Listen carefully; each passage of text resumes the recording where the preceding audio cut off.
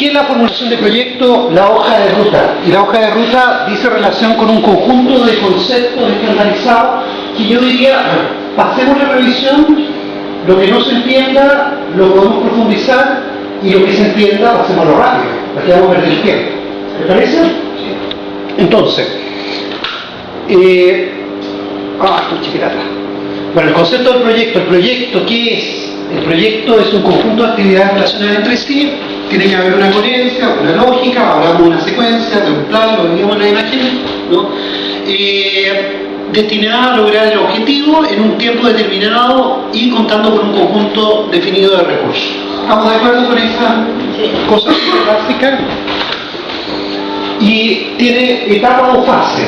Acá la etapa o fase, la verdad que en esto yo soy mucho más dúctil, que no creo que haya un solo plan, una sola forma de hacer las cosas. Aquí lo más, diríamos, lo más como estándar, no es que hay primero se identifica un problema, se programa, se hace un plan de trabajo, se programa, se identifica bien ese problema, se diseña, se hace una preevaluación normalmente, ¿no? Se ven todos los aspectos presupuestarios, financieros, etcétera, y luego se ejecuta, ¿no? Y hay una evaluación, que esta evaluación se hace, en todo momento se hace la evaluación. Al comienzo tú evalúas si realmente es factible hacerlo, si realmente es necesario hacerlo, ¿no es cierto? Si realmente se justifica desde el punto de vista de inversión social hacerlo, en fin. Y en el caso de los que están más metidos en las municipalidades, se justifica desde el punto de vista del PMG que ustedes tienen ahí, del programa municipal, los que estarán metidos en un ministerio, del programa de gobierno, también la negociación colectiva es muy importante, que esté ahí también. Todas esas consideraciones van acá al momento de evaluar la factibilidad del proyecto, ¿no? Entonces, esa es la primera enseñanza. Es muy importante que cuando uno formule el proyecto y cuando lo está haciendo en una organización, considere esto, ¿no? Si está en el horizonte de la organización, ¿no es cierto? Sobre todo cuando se está en el estado de la administración pública, eso es fundamental. Si no, díganmelo, ¿estoy equivocado? No. Pero lo importante es, yo creo, que haya etapas y que cada uno vaya decidiendo qué, una vez que respondemos a la primera pregunta, ¿ya? Y precisamente vamos a ir revisando algunos elementos, como es la programación, ¿no es cierto? La definición de los propósitos y grandes objetivos que se pretende alcanzar con el proyecto. Y esto debe ser fácil de comunicar. Debe ser, cuando uno define los propósitos, ¿no? Debe de ser capaz de hacerlo con pocas palabras. Esto es como parecido a una visión que yo tengo. A veces se usa como un eslogan también, ¿no? La municipalidad de Peñalolén, ¿no? ¿Peñalolén dónde estabas tú? No. La municipalidad de La Barnechea tiene la visión de agregar valor a la construcción, a la vivienda, a la salud, a la educación y una cosa así. Los grandes lineamientos también, muy importante que vayan en la programación. La definición del cronograma, según un año ustedes me paran, ¿ya? La definición del cronograma, es decir, todo el plan de trabajo, secuencia, etapas, etcétera. Esto es con independencia del marco lógico, ¿eh? Esto es lo más general. Esto de cualquier proyecto tiene que tener. Después el marco lógico propone cosas adicionales. Incluido también una buena caracterización, ¿no es cierto?, definición del espacio en el que se ha de reintervenir, se establecen los tiempos en que se va a hacer, etc. Y después tenemos también, muy importante, identificar a todos los actores que participan en el proceso, desde el comienzo. Sobre todo cuando vamos a trabajar con proyectos modernos, tenemos nosotros que identificar quién me va a apoyar en el proyecto, quién va a querer usar su poder para obstaculizarlo. Muchas veces ocurre que cuando uno presenta un proyecto lo ven como una amenaza, porque hay parcelas de poder en todo orden de cosas. Entonces hay que considerarlo antes, eso también. Hay que considerar a los actores sus recursos, ¿no es cierto? Y ¿quiénes me van a apoyar? Por ejemplo, todo proyecto necesita presupuesto. Bueno, necesito ahí actores que me apoyen con el presupuesto. La persona que está a la cabeza de la organización de la institución o estas divisiones de presupuesto y planificación que están en casi todas las instituciones públicas, ¿no? Es importante considerarlo, pero principalmente junto a ello, ¿no es cierto?, está yo mismo el ejecutor, los beneficiarios finales. Lo que decíamos, tiene que ser claro el beneficio que va a tener el proyecto, para quién, ¿no?, los actores institucionales que van a estar involucrados, etc. ¿Ya? Es como súper importante tenerlo definido desde el comienzo, en la programación. Bueno, y en la identificación está el estudio de la prefactibilidad, ¿no? La prefactibilidad técnica, la prefactibilidad económica, la prefactibilidad legal, ambiental, si hay argumentos y evidencia. A ver, ¿quién me ayuda con esto? Tomás, ¿qué será esto, la prefactibilidad? ¿Cómo lo has enfrentado tú en tu experiencia concreta con proyectos? La posibilidad real de ejecutar el proyecto sin condiciones.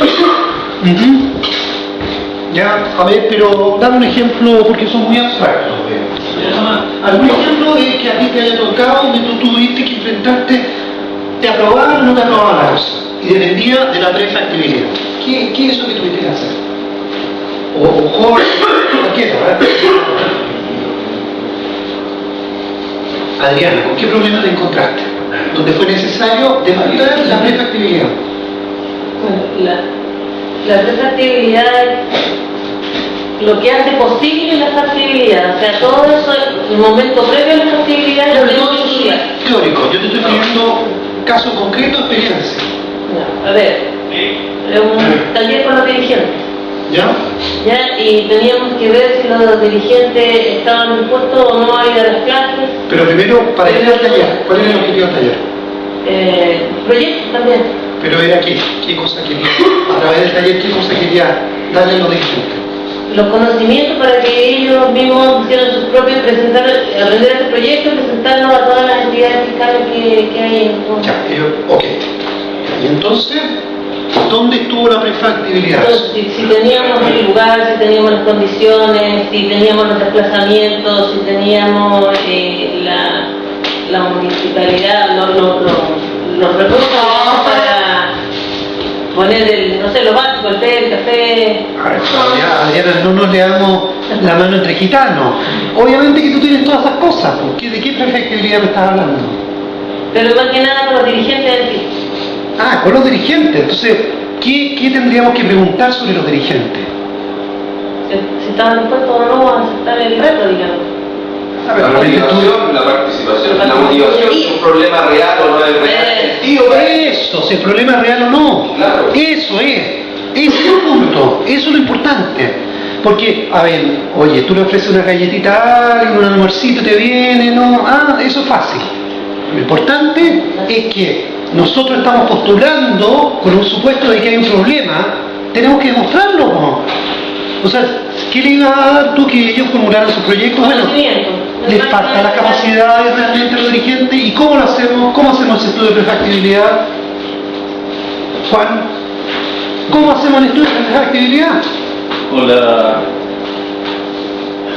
Me imagino que a través del apoyo, digamos, del ente modelado. Por ejemplo, nosotros por un tiempo estábamos haciendo la ampliación de las plantas de ingeniería. Y visto varios temas activos, digamos, en cuanto al presupuesto, el tema de la ampliación. Y yo creo que eso a través de la necesidad que debe tener por conseguir lo que quiere, digamos, nosotros tratando la ampliación de las plantas. Ya, pero Juan, eso nadie te lo va a creer porque tú lo hables así. No, de forma concreta, específica, objetiva. ¿Cómo tú imagínate que yo soy tu jefe y tú me estás trayendo una propuesta, un proyecto. A ver, sí. Hay un momento que puede ser una encuesta, eso. lluvia de ideas. Pero no, la lluvia de ideas, más la encuesta, la información. La información concreta, específica. Pues lluvia de ideas te puede venir el cafecito, el tecito, la galleta. No. La encuesta, o si no hay encuesta, esa sería información primaria, pero hay también estadísticas, ¿o no? Hay estadísticas, hay datos, la entrevista, te juntas con 4 o 5 dirigentes y a través de la entrevista tú vas, realmente existe esa necesidad, vas detectándolo, y de forma real, digamos, o genuina. Eso es fundamental. Así estamos encadenando otros conceptos, ¿no es cierto?, de que sea un proyecto que tenga rentabilidad social. Tú, lo primero, tienes que preguntarte en la prueba de factibilidad si el problema que tú estás postulando existe. Y tienes que fundamentarlo con evidencia, no con buenas intenciones. ¿Ya, Juan? Eso. A los dos, Juan. Toma. No, una pregunta, porque lo que preguntan a veces, por lo menos los proyectos que me tocan a mí, es como la justificación, me suena un poco a eso lo que está diciendo. Sí, pero justificación con evidencia. Sí. Un argumento tuyo está bien, pero el argumento que además vaya acompañado de datos reales. Y mientras los datos sean más concretos, mejor. Y esa tendencia va a ser creciente de aquí a futuro. Eso. Así que, por lo tanto, yo creo que aparte de un curso de formulación de proyectos, tendríamos que tener un curso de cómo generar información de calidad. Sí, yo creo que está haciendo poco los estudios de factibilidad. Desde mi experiencia, por ejemplo, ¿qué me pasa a mí cuando yo voy a trabajo en terreno y, no sé, por ejemplo, uno va a la comuna X y la gente del Departamento de Cultura dice, nosotros tenemos lleno de proyectos, lleno que es, pero no llega nadie. Entonces yo le pregunté el otro día a esa persona, pero usted le preguntó a la persona si ese era el taller que quería. No. Entonces, ¿por qué cree que le vamos a dar pilates? A lo mejor quiere abordar. O de gente. Y eso es una cuestión básica, como tú dices, y además que requiere técnica. Si no, una cuestión, no tratemos de inventar la pólvora. Hay técnicas para hacer eso. Hay técnicas que funcionan, que se han demostrado en un montón de países, se han demostrado en un montón de temas. Oye, veamos nomás cómo funciona la economía. La economía funciona con empresas. Las empresas, cuando quieren meterte un producto, ¿qué es lo que te hacen? Un estudio de marketing. En capacitación, por ejemplo, nosotros los psicólogos somos buenos para este tipo de detección de necesidades de capacitación. Antes de empezar los cursos. Pero en la realidad práctica a veces, cuando uno habla, vamos a hacer una encuesta, vamos a hacer un estudio, eso implica costo. Y muchas veces uno se encuentra con la realidad con que para la prefactibilidad, en el sentido de saber vos usas una palabra que tal vez no sea correcta, pero para saber la demanda, para solucionar el problema, en realidad no existe un presupuesto para eso. Pero Jorge, antes, volvamos atrás. ¿Cómo se vuelve atrás con esta cosa? Identificar los principales actores del proceso y sus roles, principalmente el ejecutor, los beneficiarios finales, los actores institucionales. O sea, antes, cuando se va a discutir el presupuesto, tú te acercas al jefe de división de presupuesto y planificación, le comentas el tema, esto es parte de la programación, que tú previamente lo hagas, para que no te falten esos recursos. No, pero estamos de acuerdo que tal vez sea parte de la programación que uno tenga o del proyecto en sí, pero generalmente ocurre que hacer una encuesta, entre comillas, no es tan barato. Entonces, totalmente de acuerdo. En el fondo, lo que se trata de hacer en muchas instituciones, resumiendo como reconocimiento no directo, sino reconocimiento indirecto, es que a partir de ciertas, podríamos decir, como se llama, consulta ciudadana, digamos, en realidad no es encuesta, pero una consulta ciudadana, se trata de descubrir ciertos atisbos para poder, digamos, establecer eso. Yo te entiendo. Pero sí, es un tema de costos, yo creo que la institución chilena... Es que acá hay como una relación de... Tú siempre tienes que buscar el equilibrio. El equilibrio entre recursos son siempre escasos. Estamos de acuerdo. Pero entonces, si no hay recursos para hacer una encuesta, tú tienes que buscar proxy, que son aproximaciones que te permitan tener esa evidencia. Por ejemplo, si hay estudios, como tú decías, de opinión, qué sé yo, de ADEMAR, del Centro de Estudios Públicos, de la SUSDE, qué sé yo, que han sacado su cuenta y que están en los sitios web, bueno, tú bajas la información, la sistematizas, tú dices, este es un proxy de mi evidencia y fundamentas con eso. Y eso no te tiene costo. No, estamos de acuerdo. Lo que pasa es que ahí hay otro temazo, digamos, que ahí tiene que ver un poco con mi visión, digamos, que en en realidad cuando uno baja y trata de territorializar ciertas estadísticas, uno se encuentra con que los estudios del centro estudio público o las encuestas nacionales no necesariamente me van a representar los problemas concretos de ese territorio. Estoy de acuerdo, sí. Pero te buscas, por lo tanto, claro, pero por ejemplo te vas al CINIM,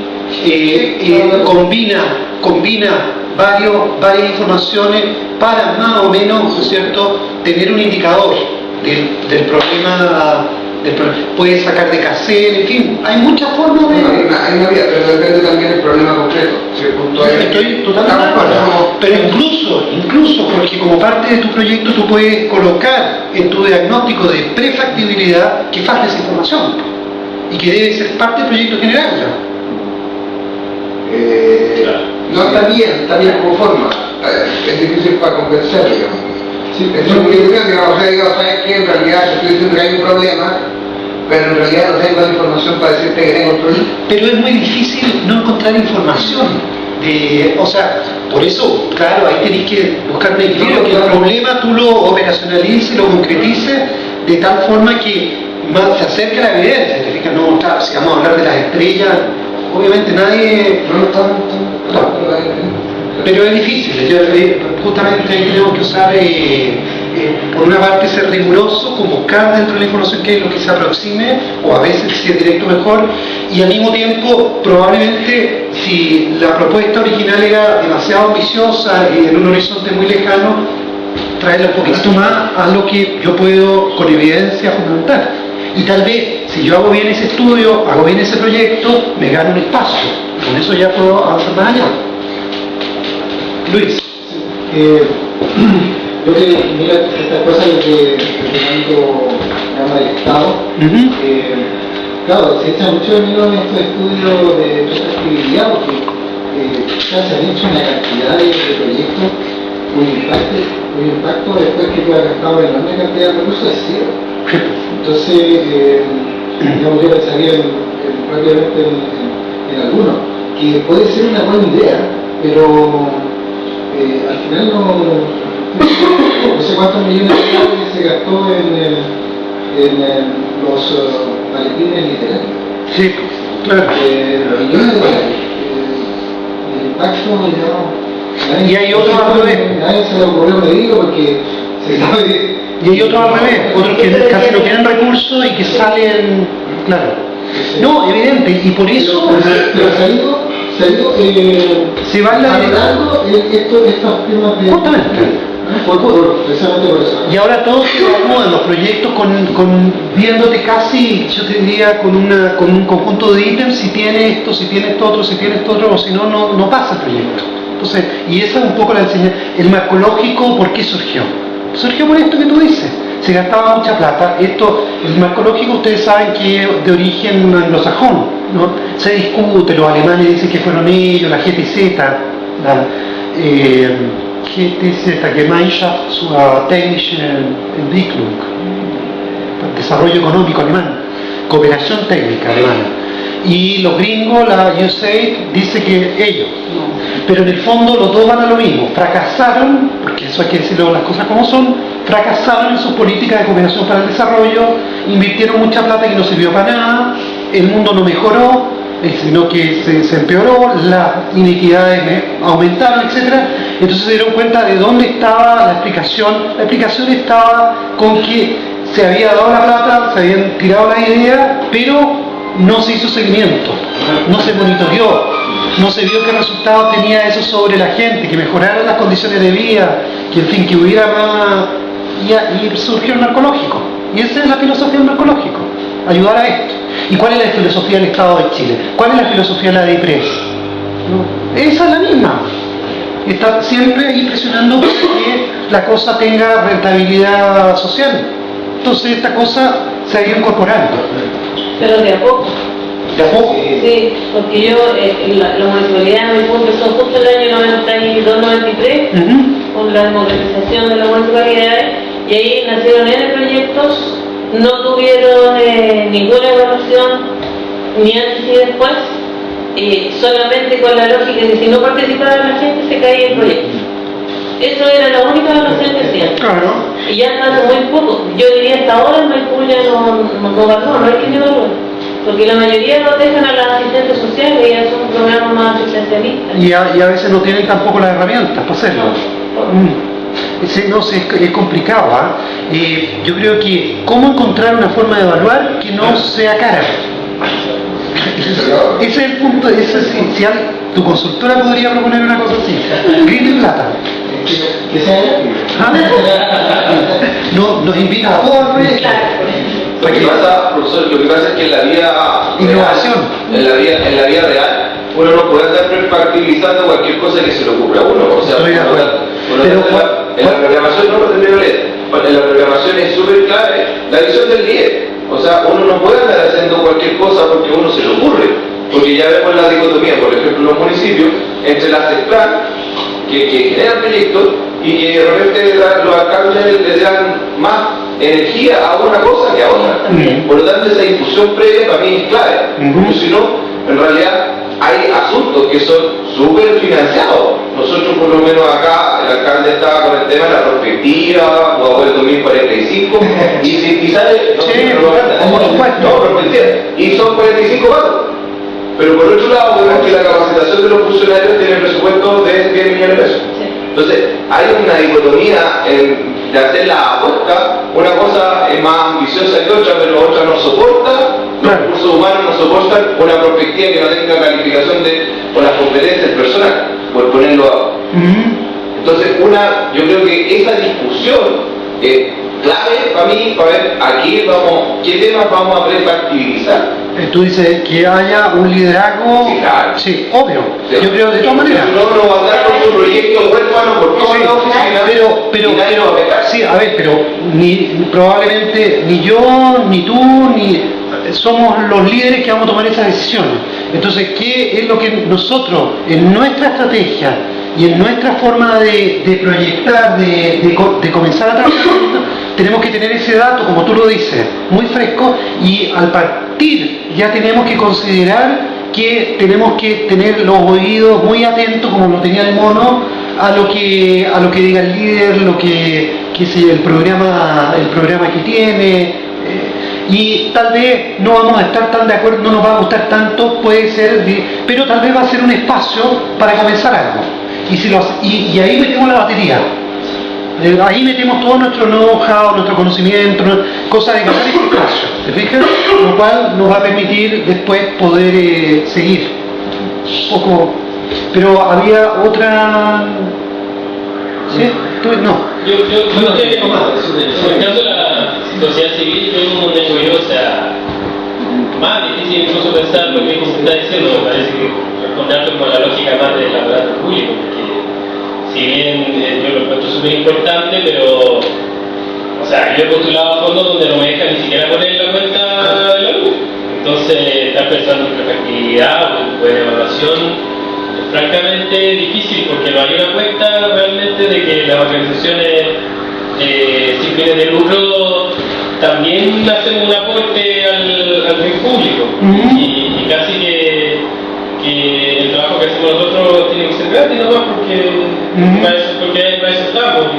Entonces hay una prefactibilidad que es basal, que es súper grave igual. No hay una apuesta porque exista algo que no sea el Estado que también genere interés público, o sea, real, en el sentido de que muchas veces no tenemos asegurada la prefactibilidad más básica, que tú decías que la galletita del café siempre está. La verdad es que en el mundo donde estoy yo no siempre está. No siempre está, claro. No siempre está. Entonces... Pero es que hay pero digamos, en el mundo que estás tú, la necesidad siempre está, la vulnerabilidad siempre está, la carencia siempre está. Entonces, ¿cómo encontrar ese vínculo, ¿no? Y cómo generar vínculo y cómo generar trabajo en esa área de tal forma que, qué sé yo, me imagino que ustedes trabajarán con instituciones como la Fundación Ford, por ejemplo, que tiene programas para la accesibilidad.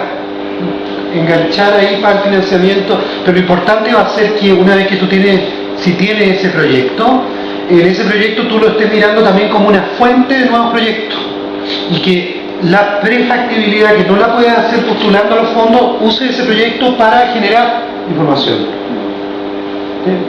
Hay que, en este sentido, no hay una receta, y estoy de acuerdo contigo, no hay una receta que sea para todo igual, ¿no?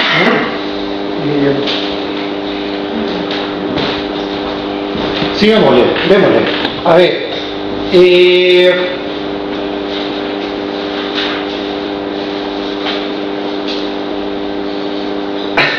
bueno, acá yo creo que hay algo que es súper clave, llegar a este punto de decisión de proseguir o no con un proyecto, y en caso que la respuesta sea afirmativa, se puede definir también cuál de las varias soluciones presentadas en la fase anterior deberá ser profundizada. Esta es como la clave, llegar a este momento, por vías distintas, con situaciones distintas, pero no dejar, digamos, no pasar por alto esta fase de sentarte en un momento, ¿no? Y tomar esa decisión, porque puede ser que lo que tú quieres hacer no sea el momento. Y tienes que buscar realizarlo tal vez en una perspectiva más de mediano plazo o más de largo plazo, ¿no? Porque tal vez tú estás... eso hay que discutirlo, a eso me refiero, ¿no? Hay que discutirlo con la información que tú puedas tener, con la información que tú puedas contar, con la perspectiva de los otros, considerando el tema de a dónde van los líderes, etc. ¿Están de acuerdo con eso? ¿Sí? Gracias. Démosle, el diseño. El diseño lo pasamos, ¿no? Me perdí.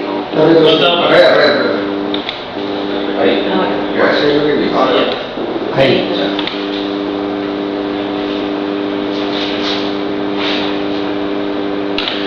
Ya, esto del examen de los aspectos más importantes tiene que ver mucho con lo anterior, ¿no es cierto?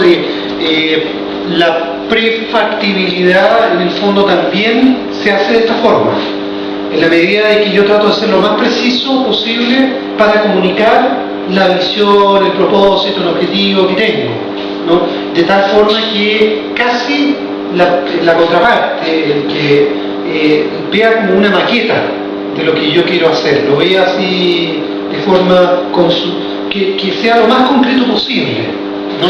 Se refiere a esto, ¿no? Este examen de los aspectos importantes, definición de la solución más detallada y precisa, es un poco, no en términos de que yo tenga que trabajar mucho, para unir mucho, sino que yo trate de presentar, ¿no? En un formato breve, claro, preciso, pero muy fundamentado esta propuesta, este proyecto. Para que tenga... Es como el concepto del esquema. Es como el concepto del esquema, que a veces puede no ser un esquema.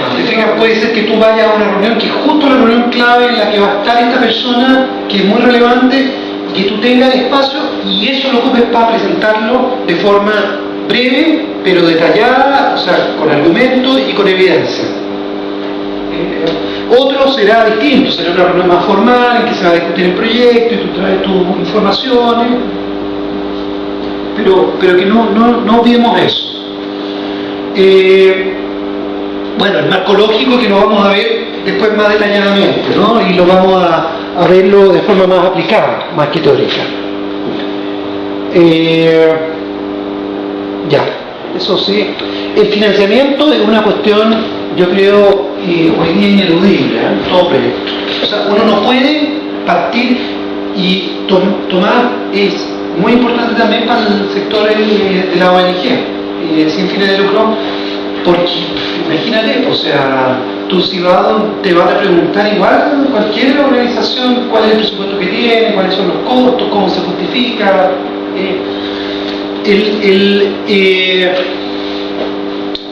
Claro, se presenta un proyecto a una o más entidades financieras que potencialmente podrán estar interesadas. Las modalidades son muchas, concursos, o hay casos, por ejemplo, no sé si en la municipalidad es así, pero en los ministerios, que es lo que yo más conozco, tú tienes como un plazo, que entre marzo y septiembre se empieza a preparar el presupuesto. Y en el presupuesto hay partidas que corresponden a la DIPRES y hay perspectivas que corresponden a Mideplan, por ejemplo.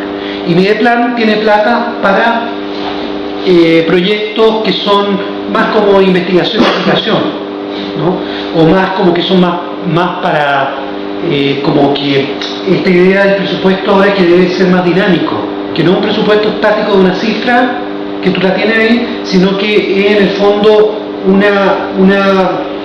hay como una investigación, o sea, como que esa cifra te tiene que generar un producto, ¿no? Y que eso se tiene que ver en el presupuesto vinculado a un resultado. Esa idea, Mediaplan la ha tomado por medio de un fondo para financiar proyectos que se orientan a eso. Pero para todo eso hay plazo, que va entre abril y septiembre. Y si tú no lo presentas ahí, fregaste. No, perdiste la oportunidad y tienes que esperar otro año y tal vez ahí ya... Bueno, a eso me refiero, ¿no? Modalidades, concurso, plazo, en este caso el concurso, por ejemplo, FONDEF, que es lo que vamos a trabajar nosotros como estudio de casos, es claramente un plazo. El Estado chileno, el CONICET, con la Corfo, con los programas involucrados, con el Mediaplan, llamaron al concurso, está abierto y tiene un plazo hasta, creo que octubre, para presentar. Entonces, esto supone de que tú antes tuviste que tener unos 6 meses de preparación. No va a ser improvisado que llegue ahora. Antes, en este tipo de proyectos, tuviste que hacer los lobbies, las alianzas. Ahora todo se hace así. Hay que conseguir los lobbies, las alianzas. Tú, como es sector privado, sector público y académico, bueno, un par de universidades, un par de mandantes, qué sé yo, gobierno regional, municipalidades, asociación de municipalidades, lo que sea, y privado, ¿no es cierto?, que también se pongan, porque además los FONDEF exigen que se coloquen con recursos, y si no es con recursos, con el equivalente a recursos, que se pueden cuantificar como recursos. Entonces el tema del financiamiento es, hoy en día, no piensen en dar ningún paso, sino se plantean primero este tema del financiamiento y de cómo preparar la estrategia y cómo encajar con estos plazos para conseguir ese financiamiento. Y ahí vale la pena jugársela por que esto sea lo más profesional posible. O sea, si hay recursos para incluso contratar servicios que te ayuden en esto, mejor, ¿no? No todos tenemos preparación de contadores de auditores, todos lo tenemos, no todos tenemos la preparación para, no sé, presentar bien la información con la evidencia que pueda ser bien acogida, digamos, a los ojos de quien va a tomar la decisión, y tú necesitas entonces, y de hecho se trabaja mucho así. En los proyectos muchas veces te evalúan bien y te dan puntaje por esto, porque se supone que tú tienes un trabajo profesional previo, por ejemplo, porque tú colocas en el proyecto que, qué sé yo, que una actividad muy técnica te la va a hacer un profesional externo o una empresa externa. Y las alianzas, entonces hay que pensarlas en esa línea. Vincularte como consultora con una universidad o con un privado donde tú, ese trabajo específico de consultoría, ellos lo pueden colocar como ese servicio externo que va a ser contratado. Así se van formando las redes, las articulaciones, las vinculaciones. Debería haberles colocado otro pensador aparte de Descartes, que es Maquiavelo. Para estas cosas. O Hobbes. Yo sé que uno tiene que evaluar bien, por lo menos en el caso de costo-beneficio, porque, por ejemplo, hay fondos públicos que francamente no vale la pena dejarse que armarlo, hacer el lobby, qué sé yo, como me ha pasado con el FNR. Chile compra mucho tiempo. Para después los montos, digamos, minúsculos que dan, claro. Al final hay fondos que yo ya sé que no vale ni siquiera la pena intentarlo. Claro. Ahora, ni siquiera vale la pena como para que ese fondo te sirva para como hacer un estudio preinversional, es decir, de esto de factibilidad, que tú veas que la inversión de tiempo tuyo va a servir para crear una base de información sólida. En el caso, por ejemplo, de ese no, porque ese mismo fue, por ejemplo, el que... ¿En qué consistía? El PNR de Agricultura, por ejemplo, que lo asignan los consejeros regionales. ¿Fue de acá de la región metropolitana? Sí. Cuando yo lo postulé, lo agarraron gallo primero, que te dice la cuenta de agua afuera, la arriendo afuera, la contadora afuera, todo eso porque ustedes ya existen y por qué no vamos a estar financiando que existen. Ya. Sí, yo decía, bueno, pero nosotros existimos si hay proyectos.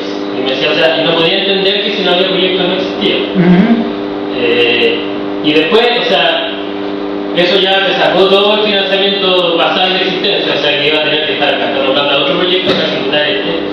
Y después, además, después de todas las peleas que tuve, que incluso hasta se fue uno de los evaluadores, después había que convencerse a no sé cuántos consejeros regionales que ya tenían su plata asignada, en el fondo porque ellos devuelven a los concejales que los votaron, les devuelven esta plata. Y dejan un poquito, así como más y ahí hay que convencerse además a un PS, a un PPD, a un DC y ojalá a un UDI para que entre todos firmaran, no sé, una cuestión de 10 millones de pesos que era para sacar un librito, o sea, que tampoco era una tremenda pretensión. Entonces al final en realidad no, yo sí que no valía la pena ni siquiera para eso, o sea, ni siquiera como para tener un pequeño producto estrella que permita ir, o sea... Pero ¿ustedes no vieron proyectos que se habían ganado antes? ¿Cómo era? ¿Por qué se habían ganado? ¿Qué características tenían? Sí, pero el cálculo que hicimos era la cantidad de lobby que había que hacer con los consejeros o que tu proyecto tuviera así como un peso mediático o de opinión pública, que era justo en un tema que al intendente le interesaba mucho proyectar, como por ejemplo, no sé, la bicicleta, por ejemplo, hacer una cuestión así. Lo que decía Juan antes, el líder. Claro, llegar como directamente ahí no era necesario hacer tanto lobby, pero si era una cosa un poco menos así, despapante, ya era difícil. Y claro, cuando uno ve, uno no sabe que detrás de eso hay toda una cocinería que es bien oscura en realidad. Entonces, uno se equivoca la primera vez, ¿no? Después ya no volví a hacer porque ya conociste la cocina, pero ¿cuántos irán llegando, gastando tiempo que caen en la... que en realidad no vale la pena? Y a mí me pregunta, yo digo que no vale la pena postular, salvo que acá hay un consejero que esté patrocinando por el mismo entendido. Luis. Yo plantearía, digamos, un poco lo que plantea Tomás, yo, digamos, lo transformaría en una pregunta. Es, ¿en qué medida los buenos proyectos, bien formulados técnicamente, todos los conceptos que tú planteas, en qué medida esos proyectos logran dar a luz versus el tema del líder, el tema de quién toma las decisiones finalmente, claro, del lobby. Yo lo vinculo con el tema político. Fundamentalmente estamos hablando del Estado. Pero, ¿cómo la pregunta a ti, digamos, de acuerdo a tu experiencia, finalmente se imponen los buenos proyectos versus el manejo político que por cierto tiene otra habilidad? Mira, mi experiencia es que, bueno, hay muchos, el fondo regional no es el mismo que el CONICET, entonces no es comparable. Mi experiencia del CONICET es que es una cuestión limpia, el FONDESIT, sobre todo es limpio, en el sentido de que hay filtros incluso para los comités de estudio, para que los mismos comités de estudio no puedan meter sesgos personales. Hay todo un control, monitoreo de agentes externos, ¿no?, a esos comités. Entonces, y de hecho salen, a veces yo he pensado que no va a salir un proyecto, o al revés. Yo he hecho mucho lobby, al revés, yo he hecho mucho lobby en el sentido de lo que yo hago. Yo no voy a conversar con gente, sino que yo publico artículos, lo hago llegar, esa es mi forma de hacer lobby, ¿no? Preparo trabajo, qué sé yo. Y resulta que no me resulta, no sale. Y no salió porque hubo un proceso en el cual lo mío se consideró que tenía una serie de efectos que al final eso fue lo que vimos. Pero ciertamente en el tema, ponte tú, de los gobiernos regionales, yo creo, por ejemplo, ahora que una cuestión clave es que los asuntos en Chile se están viendo cada vez más de una perspectiva territorial. Esa es una realidad. Y es porque todas las políticas sectoriales ya fracasaron. No han dado solución a un montón de problemas. Y hay mucha presión también, pues, el tema de la elección de los intendentes, ¿no?, los gores que sean más representativos, que tengan más poder de decisión, etc. Pero hay mucha falta de capacidad. Yo creo que por eso se explica también en parte lo que tú, Tomás, decías. porque los mismos GORE no tienen capacidades para poder discernir si un proyecto es bueno, malo, más o menos, etc. Y por eso que priman más bien estos criterios que son de la amistad o de la... ¿Te fijas? Pero yo pienso que la tendencia se va a ir revirtiendo en la medida de que haya más presión sobre los GORE y haya más presión con esta reforma y que haya estrategias, ponte tú, de, qué sé yo, que haya proyectos, ponte tú, de varios aliados, de centros de investigación, que vayan como generando condiciones para que los GORE hagan un trabajo más profesional. Estoy pensando, por ejemplo, si un centro de investigación, ya que no existen encuestas, las CACEN o todas estas son muy globales, muy centralizadas, desde el centro hacia el resto del país, bueno, que sugiere información regional, de calidad, que te dé cuenta de lo que ocurre en la región, que no hay en Chile. No, las políticas públicas no tienen esa información. Eso mismo, si tú se lo pasas al GORE, le estás instalando una competencia que te va a ayudar a discriminar. Yo lo veo por ahí, pero eso es un trabajo a más largo plazo. Obviamente que no resuelve el tema de Tomás, que necesita ahora el financiamiento para vivir con un proyecto de esto, claro. Pero yo creo que no hay que... Hay que mirar esa dimensión, ¿no? Y hay que trabajar en eso también. Juntarte, trabajar con centros que te ayuden a avanzar en eso. Ya. Sigamos con una vez que se logra el acuerdo, el financiador y el beneficiario del proyecto firman un convenio formal. Bueno, esto es súper importante, porque el convenio formal se puede volver un dolor de cabeza. La parte legal, la parte, por lo general, también hay una tendencia que desgraciadamente se ha acentuado durante esta administración, a que haya cada vez más burocracia en la parte del seguimiento de los convenios y el seguimiento, todas estas como evaluaciones que se hacen entre medio, y una enorme cantidad de instructivos, pero que son hojas y hojas y hojas y hojas y hojas para poder administrar el proyecto. Y eso, a mi juicio, muchas veces va un poco en contra de que sea eficaz y tenga un buen desempeño un proyecto, porque muchas veces hay que tomar decisiones que tú requieres flexibilidad, ser dúctil, para que te salgan las cosas. No sé, ¿qué opinan? ¿Cuál es la experiencia en esto? En el tema de los fondeos, en algún minuto allá en Huawei, se decidió por eliminarlo porque en realidad los vecinos no entregaban nunca la rendición. Y en un plazo no son eternos. Entonces, pues venía la Contraloría General de la República que le entregó plata a esta gente, y la gente, uno que de repente no, falta de supervisión para el proyecto de la plata que era. Cuéntame un poco más del proyecto, ¿de qué se trataba? Típico que eso pide de implementación para las sedes vecinales. ¿Ya? Es que no te entendí a qué rubro iba eso.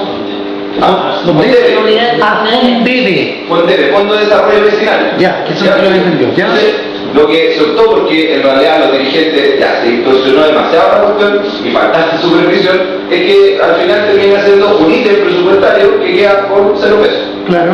Porque en realidad los vecinos por otro lado, nuestros beneficiarios, entre comillas, no cumplen con los formalismos porque hay toda una supervisión entre medio que tampoco les gusta. O sea, los dirigentes tampoco tienen su agenda propia y que iban a comprar la silla, después el proveedor terminó siendo un pariente de él, que ya no tenía factura. Esas cuestiones pasan. Sí. Se compra un lío y de repente administrando bien, porque la ciudadanía de repente te cumple, de repente no. Entonces al final te llega el problema tú.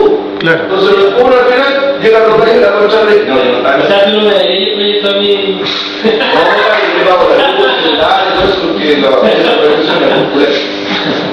No, pero ese tipo de hecho sucede. Entonces hay un lío con la burocracia, enganchándolo con eso, porque después viene la Contraloría y exige, y oye, pero sumario es un derecho de votar. Oiga, pero el vecino, que se supone que es un gallo que es coherente con su discurso de que pide y también cumple, y quedan ahí, yo no tengo responsabilidad. Pero ¿cómo lo ves tú como solución a eso? Porque yo veo que te entiendo lo que tú dices, el problema que se da, pero no es solución, porque en el fondo, veámoslo desde la otra perspectiva, si te empiezan a llenar de burocracia y de trámite, al final no puedes hacer el proyecto. No, yo estaba ejemplificando el cuento, no estaba dando la solución. Yo creo que básicamente, ahora vamos a traer la solución. No, pero por eso tal vez podemos encontrar un punto de equilibrio. Sí, yo creo que, a ver, cuando se diseñan estas cosas, hablando como cosas del tema de un proyecto, yo creo que los abogados tienen que quedar sentados en la primera reunión solamente a la conversa, porque yo he visto convenios, por ejemplo, en el tema de los programas de mejoramiento que firman contratos, y a veces son cuestiones desde el punto de vista jurídico, porque los abogados parece que llegan al final a armar el asunto para que esta cuestión tenga cierta coherencia, responsabilidad, y terminan siendo inaplicables. Claro. Por ejemplo, el Ministerio de Vivienda generalmente hace un reglamento que en muchas ocasiones en la operatoria, para los gallos que operan con los subsidios, son inaplicables. Sí, pues, y vemos todos los problemas que hay. Entre el CERVI, la Seremi y el Ministerio, que los gallos no conversan. Claro. Y nosotros tenemos un hecho súper cierto para explicar la oreja, el poco diálogo que hay, incluso porque uno de repente se hace lo aquí en las organizaciones de uno. Pero a nivel de política pública tenemos un hecho que para mí es vergonzoso. Cuando se cambió la ficha protección, o la ficha CAF antigua, por la ficha protección social, los gallos de mi edad no hablaron nunca con los del mismo. Y después empezaron a marchar, empezaron a hacer una cosa. O sea, son ministerios. O sea, el Estado de Chile articula personas que tienen que hacerlo desde el punto de vista de las políticas públicas bien. Y la gente no entendía nada, los municipios menos mal que no se murió ninguna señora porque le cambiaron la escala y nadie informó. De los 500 pasaron a los 2.000, 15.000 puntos y que vale cojo. Entonces, esos fenómenos, yo creo que ahí yo siempre echamos de menos que nuestro querido abogado, yo trabajo ahí el equipo jurídico, no es drama, pero hay que sentarlo a la mesa. Son valiosos los equipos, como decía la Alicia. La heterogeneidad de un equipo es súper importante. Cada uno experto en su materia, pero sentémonos todos juntos en el mismo instante y partamos juntitos, porque después empezamos con puro enredo. Sí, pero ¿qué te enseña? Porque perdón, disculpa. Lo que pasa es que, tal como dice Juan, la municipalidad, la mía por ejemplo, es muy habitual que una parte técnica hace una parte y le envían mediante un oficio a la otra parte. La otra parte dice, no, esto está mal, me lo envían de nuevo. Entonces se demoran en salir todo esto y sale un engendro de varios lotes que no sirven de nada. Y ahí el problema está en que hay que hacer una nueva estrategia para que las cosas se muevan mejor y más rápido. Poner una persona que esté ahí al pie de cañón todo el rato, o que, no sé, hay que inventar maneras. Lo que yo hago, por ejemplo, es que si las cosas no funcionan, la voy. Pero ahí te duplicáis la pega, que lo que tampoco es una solución. No es una solución, pero de repente para este tipo de cosas, cuando no se ponen de acuerdo, cuando no hay burocracia, cuando las cosas son lentas y que uno, por ejemplo, no sé, en la parte que yo la Contraloría, nosotros tuvimos 5 años media, entre jurídico y control interno, no hicimos ningún contrato de trabajo desde el 1 de enero hasta el 30 de julio, ni uno. O sea, toda la gente que fue contratada en ese tiempo no estaba demandado, porque ellos no se pusieron de acuerdo. Como cuerpo jurídico, yo sola como conferencia política hablar con cada uno. Y ahí te voy a decir que está bien, me esperan un ratito, voy a escuchar. Hola, ¿cómo estás? Está bien, chica. Listo, está, en una semana sacamos, no sé, 500 contratos de trabajo. No voy. Jorge Luis. Yo creo que hay un tema ahí un poco vinculado, ¿no? Aquí el tema de coordinación entre departamentos, entre direcciones, etc. Pero cuando hablamos de proyectos, hablamos de diferentes niveles. Ese es un punto, porque cuando hablamos de los fondos, son fondos vecinales, digamos. O sea, en el fondo son fondos, podríamos decir, súper pegados territorialmente, versus un CONICYT, pues, que son de investigación frente a un... Son líneas distintas. Son líneas distintas. Entonces, ¿qué es lo que pasa? Que al hacer líneas distintas y bajar diferente, yo creo que por un lado debiese crearse vías alternativas con respecto al dependiente del proyecto. Porque en realidad lo que se le está exigiendo a la gente del FONDEVE es que tenga una cultura del proyecto, entendiendo, digamos, que también son montos y eso no tiene nada que ver con la realidad. En realidad compramos 4 pelotas, compramos 4 pelotas y me están pidiendo, y estoy gastando más tiempo en justificar la compra de las 4 pelotas que lograr el objetivo. Entonces ocurre ese proceso. Eso es lo que más o menos he escuchado hasta ahora, digamos que cuando hablamos de proyectos no hablamos de un solo proyecto, sino hablamos de un sinnúmero modelos de proyectos que hacen que uno tienda a actuar de forma homogénea, digamos. Yo creo que pucha que le están dando pega a la Alicia y a Tomás, ¿no? Sí, pues, la están llenando de pega. Porque faltaría una consultoría, algo así, ¿no es cierto? Que ayudara precisamente a esto. En estos aspectos, ponte tú, lo que tú decías, sería bueno que al comienzo se sentara un abogado, bueno, que una consultora, que cuando una organización va a presentar o preparar un proyecto, en la fase del diseño considerara el preparar todas estas dimensiones, digamos, o generar estas capacidades, ¿no? Pero también ocurre en una situación, no sé si eran todas las organizaciones, pero aquí es quién vale más dentro de las direcciones, quién tiene el mayor poder. Porque el ego es súper fuerte. Exacto. El ego es fantástico. Entonces nos deja... El ego distinto al liderazgo, como decía Juan. Es como deseo de poder. Por ejemplo, el abogado de control interno con el abogado jurídico, eso ahí. Se llevan mal. Y tienen razón, y nadie se puede meter en la otra área. Hoy estaba el la verdad. Hay coaching. Alicia, no te quedaste con mala cara, no estás de acuerdo. No ves nichos para actividad. Estoy Asociate con Luis. Yo estaba pensando que claro, que son como dos lógicas que chocan, ¿no es cierto? Por un lado, quien postula proyectos, claro, quiere resolver un problema, quiere digamos, satisfacer una necesidad, es súper legítima, y tal vez para el sector los procedimientos son menos importantes que el logro de los objetivos. Pero claro, para el sector público y probablemente para el Estado, las municipalidades, escucha que son caros los procedimientos y el cumplimiento de los procesos para responderle a la Contraloría. Claro. Yo diría más que, no sé, yo diría más por el tema de la confianza.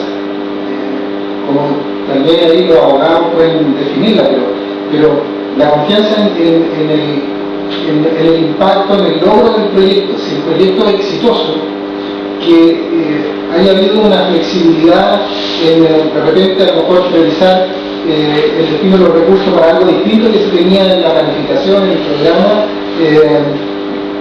Claro, eso no significa desvío pero claro, el burócrata, por cierto, va a ver... Que no se parte de la base que se van a robar los fondos.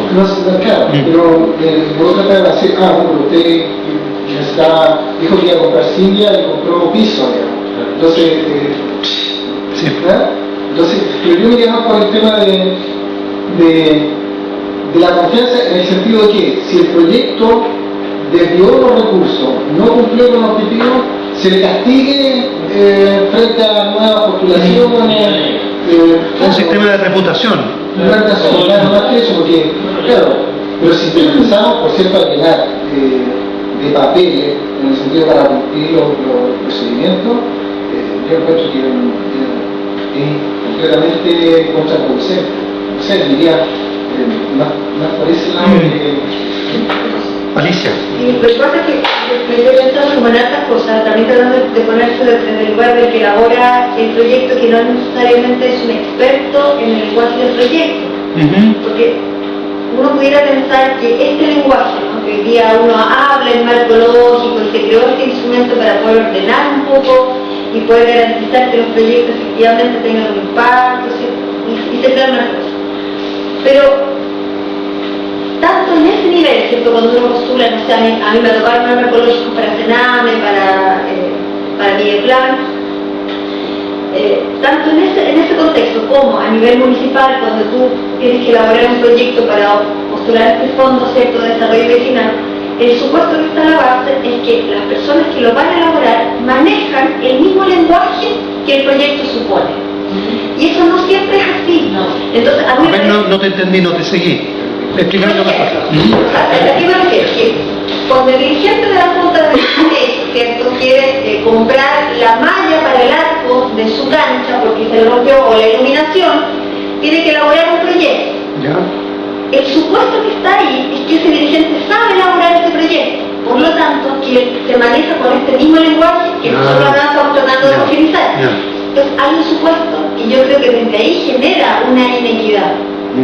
Porque no todos los dirigentes tienen por qué manejar este lenguaje. Claro.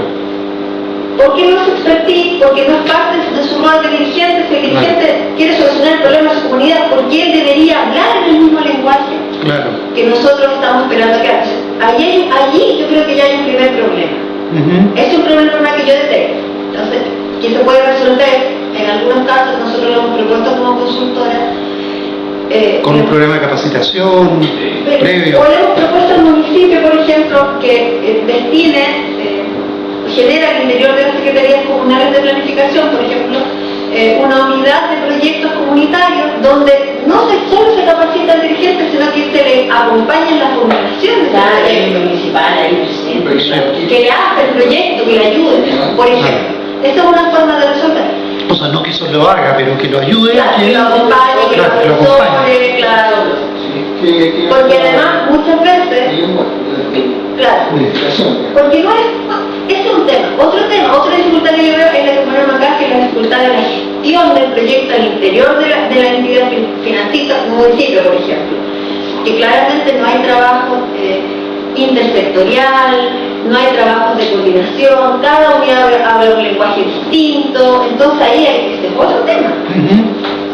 Y por otra parte, un mismo beneficiario, por ejemplo, las agrupaciones de jóvenes, pueden postular al proyecto de la IDECO, como pueden postular al de Previene, como pueden postular al de Salud, o sea, son beneficiarios de distintas unidades y a cada una van a tratar de meter. Y ese es otro tema. Entonces también ahí uno pudiera pensar en otra solución para eso. Me acuerdo que lo veíamos en una clase, yo me quedé pegar con la profesora Unil, donde ella hablaba de una experiencia en Brasil de llevar el modelo de clases, por ejemplo, en las municipalidades. Entonces, pensar que las unidades que trabajan con un mismo beneficiario tengan un trabajo coordinado. Entonces, todos los que trabajan con jóvenes, salud, IDECO, educación, no sé qué, trabajen coordinadamente para armar planificaciones en conjunto, en este caso, para tener un solo fondo de proyectos y no que cada uno tenga su propio. Entonces, claro, yo creo que hay varios desafíos en esto, porque supone, primero, un conocimiento que no necesariamente está y que probablemente el dirigente no tenga por qué tener. Ahora, súper importante, para terminar la historia de la luna, a raíz de lo que plantea la Alicia, cuando se presentó la situación, claramente se detectó que los dirigentes no tenían una cultura con respecto a eso, se generaron los puntos de apoyo de encargados territoriales, que son los que monitorean las organizaciones sociales, y empezaron con los talleres de preparación del proyecto, entender cómo es este tema, y hoy día, básicamente, y especialmente en muchas comunas de la región metropolitana, que a raíz de programas de mejoramiento del patrimonio familiar, ya, que están instalados para mejorar la vivienda, los dirigentes son expertos ya. Se meten porque hay una motivación. Obvio, está la necesidad. Y también depende de la cantidad de recursos, con una cuestión que tiene que ver con lo que usted planteaba, claramente, la utilidad al beneficiario. Cuando la gente siente que algo les va a ser útil, la gente se juega por participar y por mejorar su perfil de este tipo de iniciativas en los proyectos. La gente se ocupa, se capacita, se incluye. ¿Ya? A mí me ha tocado, por ejemplo, voy a dar en una ONG en la cual yo hago esta asesoría, por ejemplo, que es una ONG con mucha tradición, que es CERPAS, que tiene una historia de trabajo en temas de derechos humanos y educación popular, que en un momento, a propósito de la falta de financiamiento, hizo un giro, ¿cierto? Y empezó a postular el proyecto Sename y CONAS. Y me tocó hacer con ellos una capacitación en temas de marco lógico, en temas de infancia además, porque había que traducir la intervención en un marco lógico para armar la matriz del proyecto, que Sename podría financiar o no a través de un concurso público, donde postulan muchas otras instituciones. Y cuando se juntaron los profesionales, muchos de los profesionales que no manejaban el lenguaje tampoco querían hacerlo. Porque lo que hay también a la base es como un constructo, uno podría decir, teórico y también ideológico, que algunos no comparten. Porque hoy día este lenguaje del marco lógico, uno puede decir que es un lenguaje bien dominante en la construcción y diseño de proyectos. Y decían, no, nosotros no queremos aprender marco lógico porque no, una serie de cuestiones ahí entre política y técnica, Claro. que es del lenguaje que quiere, del Banco Interamericano de Desarrollo, Es que es cierto, Fondo Monetario Internacional. es cierto, sí, es la pura verdad. Algunos dirían que el sistema capitalista Es la DIPRES. de la DIPRES que reduce la riqueza de nuestra intervención a indicadores de eficiencia, eficacia, calidad, no sé qué, nosotros. Sí. Nosotros no queremos hacer eso. ¿Cachai? ¿Y cómo salía del paso ahí? ¿Cómo?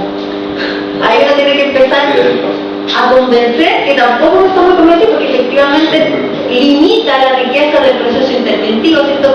Pero es el lenguaje que tenemos para conseguir financiamiento para hacer lo que queremos hacer. ¿Y se convencían? Estuvimos, me acuerdo, eso fue en diciembre del 2009, jamás lo olvidaré. Y claro, y aprendieron y hoy día hay que hacerlo. ¿no? Pero ¿y hoy día qué piensan? Yo creo que siguen pensando lo mismo, pero lo ocupamos como una herramienta. Es una herramienta. Perfecto. punto. Una herramienta. Sí, eso es. Y la incorporamos. No, si eso es. Esto es igual que a mí a veces digamos, yo entiendo, ¿no? Que hay mucha gente que alega contra el modelo económico y dicen y el capitalismo y las corporaciones y de repente dicen el mercado. Bueno, yo pienso, en realidad, si el mercado ¿qué es? Si el mercado es algo técnico, es intercambio de cosas. No, yo no veo que ahí haya una ideología.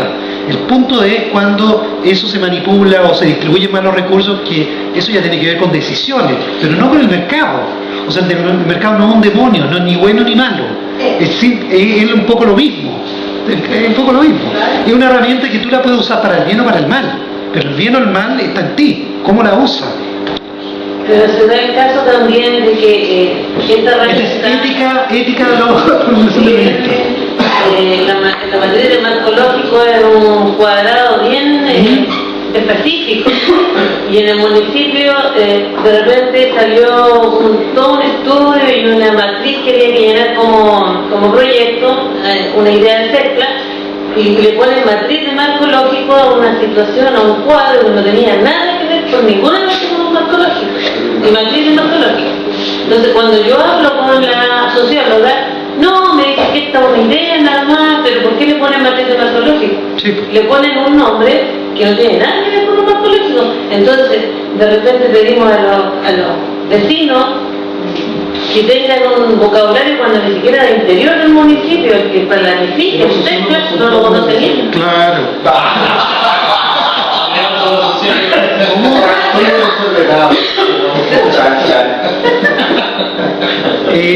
Podemos